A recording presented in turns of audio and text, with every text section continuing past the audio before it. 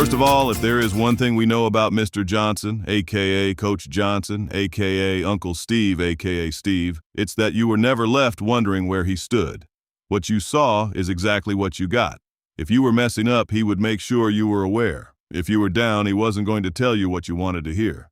When you needed someone, well, you never had to wonder if he would pick up the phone. You never had to read between the lines. What you got, if you were lucky enough to call Steve a friend, relative, or teacher and coach, was an honest, sincere man with a lifetime worth of wisdom. Wisdom earned from life experience that ranged from helping clean up glass at an auto dealership in his hometown of Grove City, Pennsylvania, World of Oilfield Services, where he worked alongside his father, Richard Johnson, at their oilfield cleaning business, spraying down the insides of petroleum storage units and traversing the endless sea of pump jacks that stretch across the Permian Basin. As far as the eye could see, in the inhospitable hellscape called Midland, Odessa, was a checkerboard of dirt roads leading to the heart of America's energy industry. But I'm getting a little ahead of myself. Let's start at the beginning.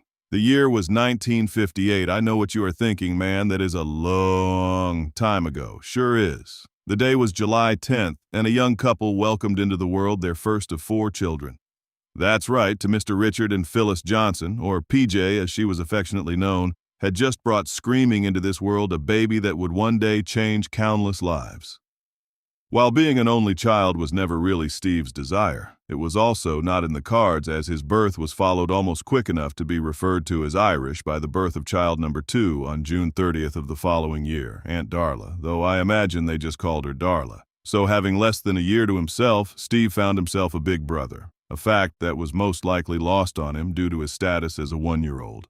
As you can imagine, with Dad having served in Korea and obtaining a work ethic that required he do everything he could to stay busy and break his back if necessary to support his family, the lackluster opportunities found in Grove City, PA, drove him to search for work elsewhere following the 1962 birth of their 3rd child, Julie, and the 1973 oopsie Aunt Molly.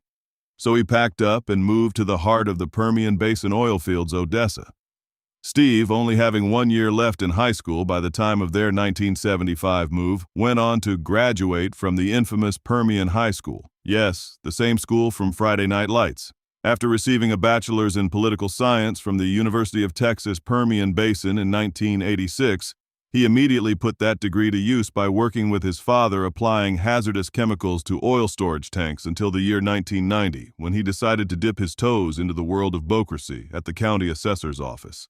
While no doubt finding the world of assessing Ector County riveting, alas, he was left unfulfilled.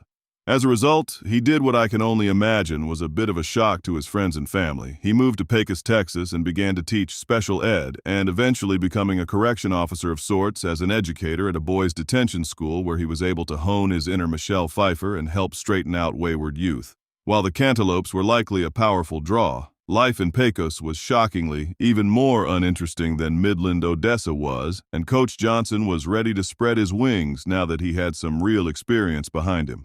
And although he had already fallen in love with the game of golf back in college and he was intending on playing tournaments for a living as a semi-pro golfer, it is likely that access to golf courses with grass on the fairway and no sporadic dust storms was probably only about 80% of his motivation to take a job across the state in the fine city of Beeville, Texas.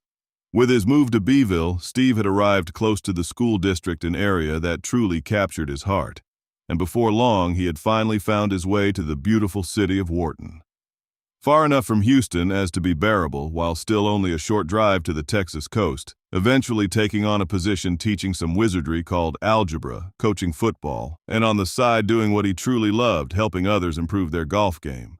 And after nearly 2 decades at Bowling HS, it was obvious he found his forever home.